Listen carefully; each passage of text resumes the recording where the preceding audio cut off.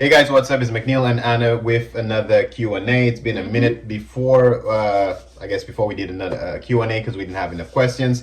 But there's a couple of questions here today that we're going to go through. Some of them are really awesome that they probably need their own standalone video. So we're probably going to do that as well later. But for now, we'll just do the quick Q&A with a couple of questions here. Again, if you're new to this channel, don't forget to subscribe, like, share, all that jazz.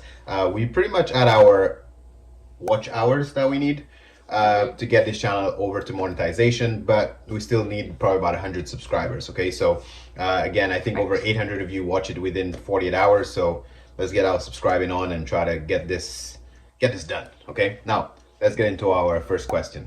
I have one question. As sole proprietor, do we need to have a proper unit rented with office to get myself registered completely? Thank you. So if you mean to get yourself registered completely, like with your OMVIC license, yes, you will need to. It's usually that's the last part of the application. So you can actually go ahead and complete the whole application. And then once everything's approved, then OMVIC will allow you to then get your property. Your proper license. Yeah, or to finalize like where you're going to rent. That's the last step, and OMVIC will wait for you to get that. So you don't have to do that as like the first thing, and that's the last thing you would do. So I think that's what the subscriber is talking about. If you're actually talking about just getting started, because this was basically on a video about registering a corporation and which type to use. So we will assume that you're trying to say when you open up your sole proprietorship. So yes, if you open up your sole proprietorship, you do not need a physical location yet, like to rent. You can use your residential address for now as your mailing address, as the main corporation head office to get started. But again, if your question is thinking ahead and saying when you get your OMVIC license, and kind of like Anna said, you'd have to get your location first. Exactly. Got it? Cool. Good. Good. Okay. So next question, are you able to make a video regarding personal vehicle HST as a dealer and whether I'd be able to claim back the HST I paid by selling it under my dealership? Okay, so I think we did a HST question similar to that before already, but I'll clarify here. So the simplest way to answer this question is you have to understand the HST is not your money, okay? So no matter how you do it from your name and then to the corporation name, net positive, the HST will still end up in the government hands, okay? And let's follow the money. Let me explain to you what I mean. So your corporation here is one entity separate than you, and then your personal car is here. And you're saying that you have this personal car in your name and now you're trying to dispose of it because you have a dealership. If you sell it to the public in your own name, you do not get to collect HST on that car. I understand that. Now, if you sell it to yourself as a corporation, neither can you collect HST from yourself because you're buying it technically from a private seller. If you can still follow us so far, right? Now, when you sell this car as a dealer to the public, yes, the public will be paying you HST. However, when you file your HST at the end of the year, you did not pay any HST when you bought the car, but you collected HST when you sold the car, so you are in the net positive with HST, so which means you're going to have to give that HST to the government anyway. So it will probably help you for your cash flow. You're probably going to collect a little bit of HST in the short term, but technically that money still will not stay with you unless you have lots of expenses and you can claim that you spend HST on other things, okay? So regardless of which way you play it, the HST goes back to the government anyway. So it's just a matter of which way you want to do it. Thank you. I have a question. First, so I don't have to use all the money that I was approved from the floor plan, or do I have to use the entire funds? If I'm given $30,000, can I use $10,000 and sell that car within 15 days? Will that one car be the only car that they are expecting payments on, or must I use the entire payment? Yeah, great question. It's a good question.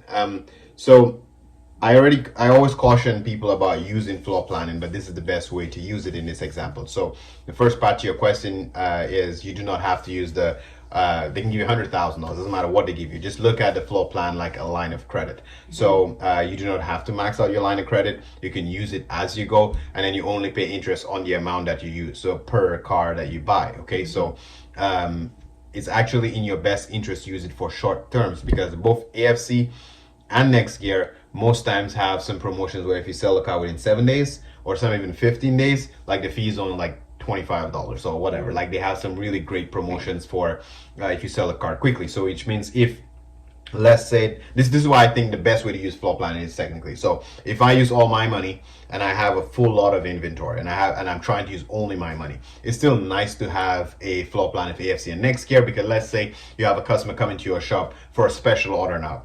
All of your money is tied up in your existing inventory, and now you want to go get this guy a $20,000 CRV or whatever it is the customer wants. You just go buy the car with the floor planning. It'll take you maybe 10-15 days between getting the financing, not so long, but the point is the period of time to get the car certified, registered, delivered to the customer. You pay interest only for that time, and then you flip the car and you sell it. Maybe in slow months when you need a little bit of cash flow, you can basically sell out 1 or 2 of your own inventory, buy 2 cars on the floor plan to just kind of balance your cash flow. So you do not have to use all the money.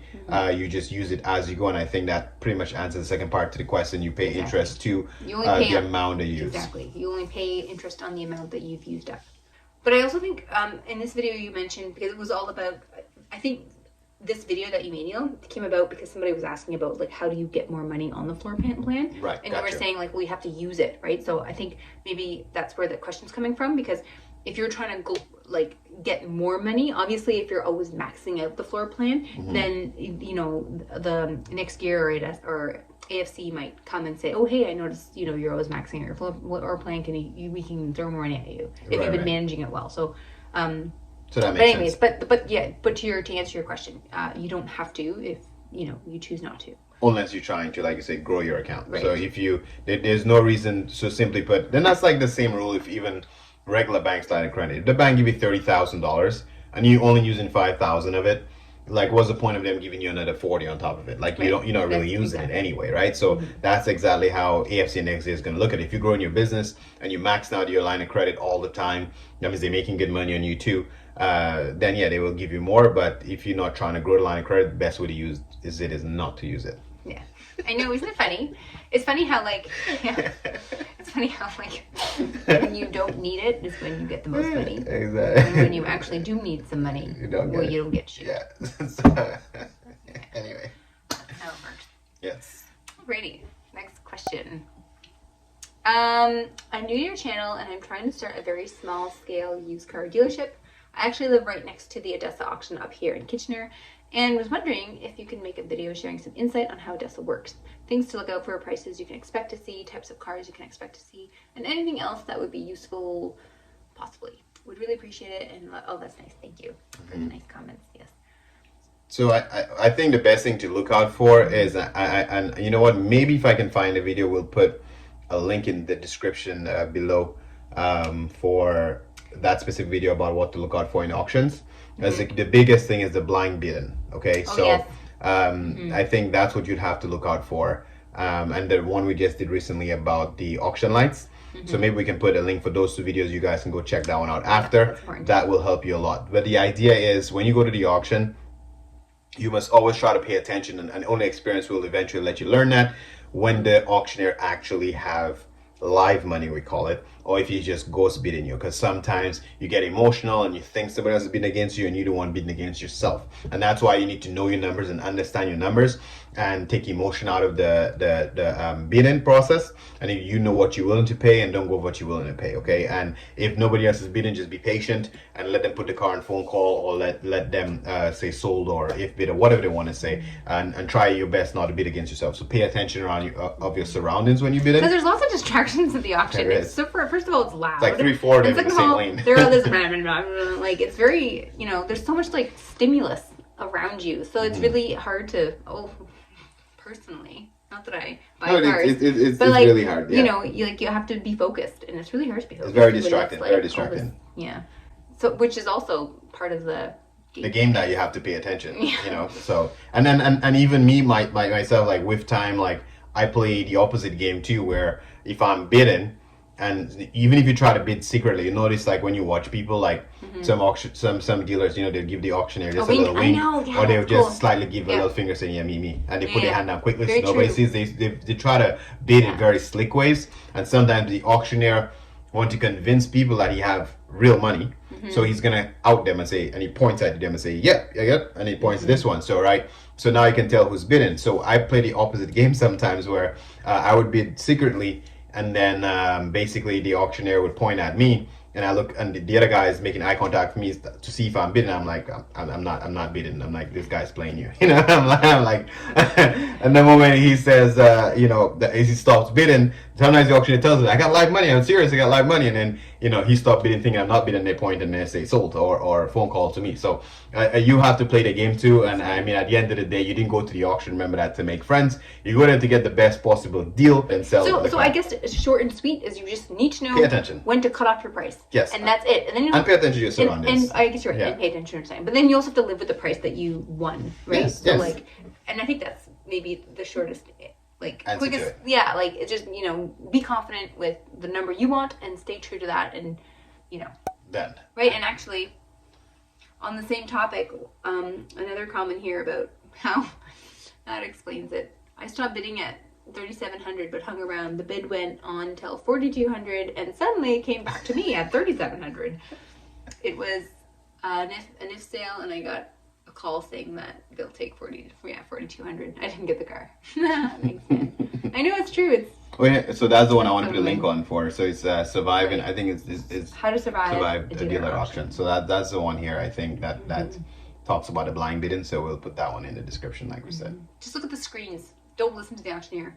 Right No, now? even when you're going to screen, it changes. The Even screen when you're bullshitting, changes. it changes too. Because the girl sitting next to him, when he says the bid, she's typing in the bid, right? So it's going up, they're bidding up, bidding up, bidding up. So you're thinking it's going up, it's real. But when they don't have real money, it comes back. It comes back down, right? So when he's asking, the screen is showing what he's asking for. So if you keep going up, asking for more, the screen changes too. That's why it makes it feels, oh shit, you probably have real money. Okay, let me give another $100, right? So you get caught up in the screens and the noise and the... I have a question. This is for you. So Is that from a subscriber or from you? I am a subscriber. So it's from a subscriber. I have to write your question over there. Yes. So would you rather bid online, or do you like bidding live, like at the live auction? I know we can't do it because of COVID, and you haven't been at auction for 2 years. Been at auction for 2 years. It's always online. But so in far, I your have no experience, choice to buy online. Do you prefer online? I It's easier? prefer in person. Yeah. I prefer in person. It's a better crack, I don't know, like the feeling, the feeling of being in the auction, the adrenaline, seeing what you actually buying, touching it, opening up the doors. Like in a second of you walking around the car, you can already identify a lot of issues than just pictures. You know what I mean? By opening the door, I feel that door is kind of sticky. It doesn't open as easily. It makes noise. Sometimes little rips on the seat. Like some things you can see quickly when you walk around the car, right? Right. So it's always best to buy in person, in my opinion. Online is kind of okay, but if I have to buy online, I prefer Trade Rev, and the reason being is I have more time. When a car is for sale on Trade Rev, the auction is generally about 60 minutes, maybe to an hour or whatever, if they have not reduced that timeline by now. But regardless, the car is up for a while, and I have time to take my time and read disclosures, open up the Carfax, look at each and every picture, zoom in on it. And I find dealers as weird as that sounds, dealers a little bit more honest with putting all the disclosures on the dings and scrapes, because they don't want you to arbitrate based on things they didn't disclose. Right. Whereas the auctioneer, minimum wage workers probably don't take pictures of everything. And then when I'm on an online auction, the minute that the car drives through, it was not on my list. From to click for the pictures quickly while this guy is bidding, the car is going to run the block within 4 minutes, right? So within that 4 minutes to go through all the disclosures and read the Carfax and try to look at the pictures and pay attention to the pricing, it's easier to make a mistake. And most times I overpay or buy a piece of junk is on a live auction at a desk. When I say live, I mean like online auction. Corporations again. So this is about, are you able to use an existing corporation which you opened a couple years ago, for example, for another type of business? Or should I register a new corporation, particularly under vehicle trading type? Thanks a lot. Okay, so this is about like OMVIC and getting your OMVIC license, and this subscriber is asking whether he can use an existing corporation. So yeah, you can. It doesn't have to be like automotive related. No, it's just gonna be edited, right? You mean? Because once he's not using it for anything else, you can edit the name, the description of it. Exactly. So Yep. As long as it's valid. And it's in good standing because if you're using an existing corporation, then OMVIC will scrutinize the history of that corporation. So like like financial statements and the credit history and all that stuff.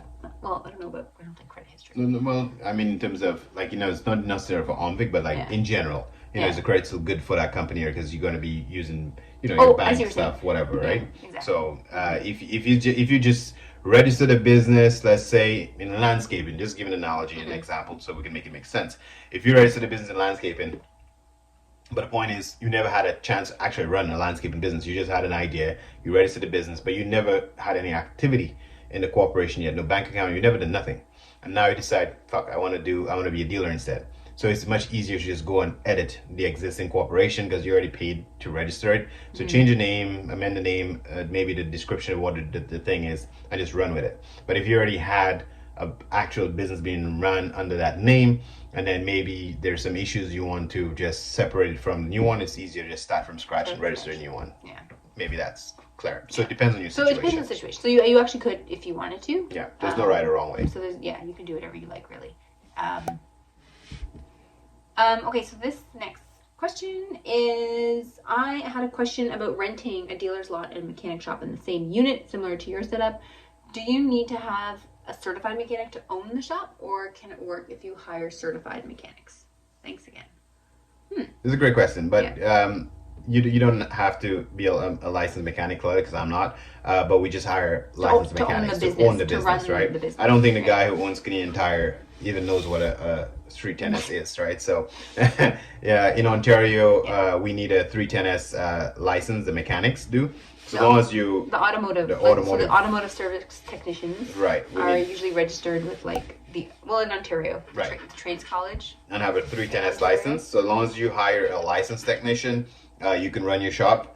As the owner, you do not need to have a license. Exactly. And also you'll find too, if you're going to be doing safety work, like the ministry, MTO, they're the ones who give you the safety books.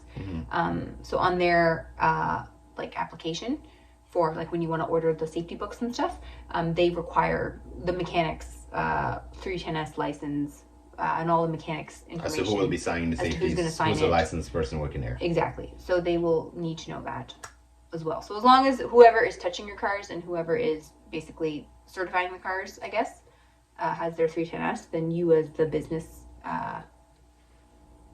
person, that's not the right word, then you as the business owner, thank you, Jesus, do not need to be certified. Yeah, and then just to go part two to your question, there's no part two there, but where your thought process might be going, you do not need to hire a 310S licensed person before you open a shop either. So let's say you plan to open up a shop. It's not like OMVIC, where OMVIC want to know, you're a licensed dealer, let me give you a license, let me give you a permit. So let's say you rent a location, you register a shop.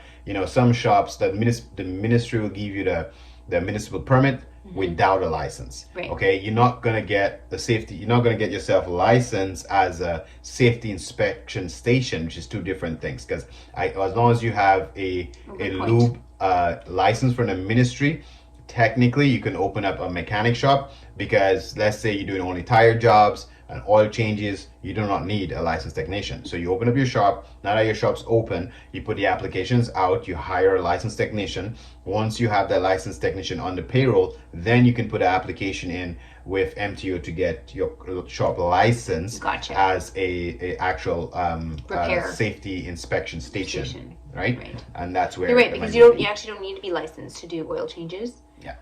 And tire jobs, you do not need a licensed person doing that.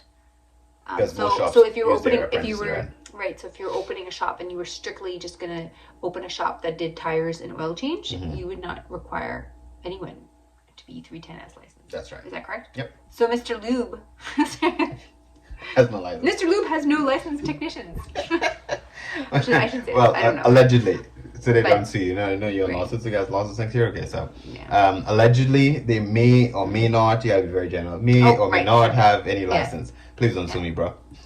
So if you'd like to have your oil changed by a licensed technician, please come to Louis Automotive Inc., where we have licensed technicians to work on your car.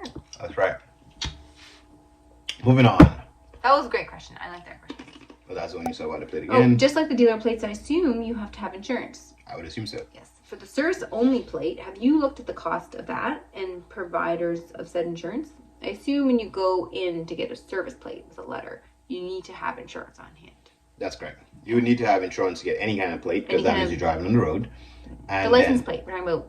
Is Yes. that obvious? Okay. Yes, license plate. Not like a not plate. a heated plate that Okay. you eat food on. Got you. License plate. Talking about cars here. Car business, not a restaurant. So. Well, there might be some. Anyway, Yeah. so yes, you do need insurance. You would need a. Okay, look at it that way.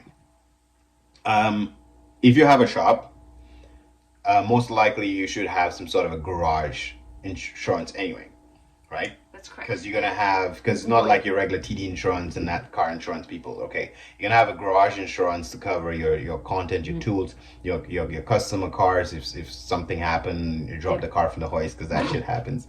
Never happened to us. But it can happen, right? So you need insurance for that. So that same insurance company, I'm pretty sure if you hit them up and say, hey, I'm getting a service plate for my shop, they would give you insurance for that. And I did have on another question, I can't find it now, but I know I was having a conversation with somebody in the comment section about them finding it very difficult to find insurance and service plate just because they were trying to be a mobile detailer. So that's kind of different, right? So it is the same service plate, but they don't have a physical shop where they're at. Right. So They're using their home address. yeah, so it's very difficult to get a regular garage insurance policy. Not a lot of people do that, and the fact that you now want to do it from your home, that makes it even more difficult. But if you got a normal shop like this and you just want to add a service shop plate to it, it'll be super easy to get insurance for it. Not a big deal at all. And the last question here is going to be, it could give me a general comment. It's in there. A subscriber made a comment that I guess you sent me an email with some questions and I didn't get it across to you or get a chance to come back to you as well. So I'm just going to make a quick comment here to help clarify that. It's very difficult to get back to the emails. You have to understand that we get emails from you guys here from YouTube, from trying to sell my cars, from my service inquiry questions from my business.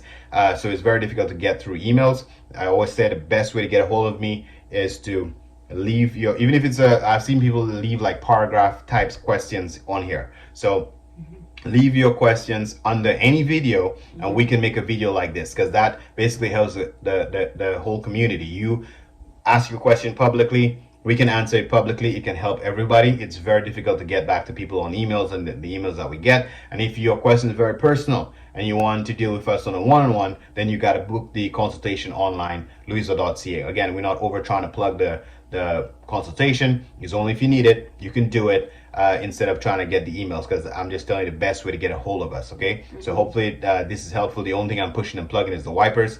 Don't forget to get that. And we're going to end this video here and just reminding you, if you guys made it to the end and you made it to the end of this video, you might as well hit the subscribe button. It's the end of the year, it's Christmas, we're trying to get that extra 100 subscribers. Go hit that subscribe button. We appreciate you. Only, I think 23 or 24% of your subscribers right now. Come on, let's see if we can get to that 1,000 line.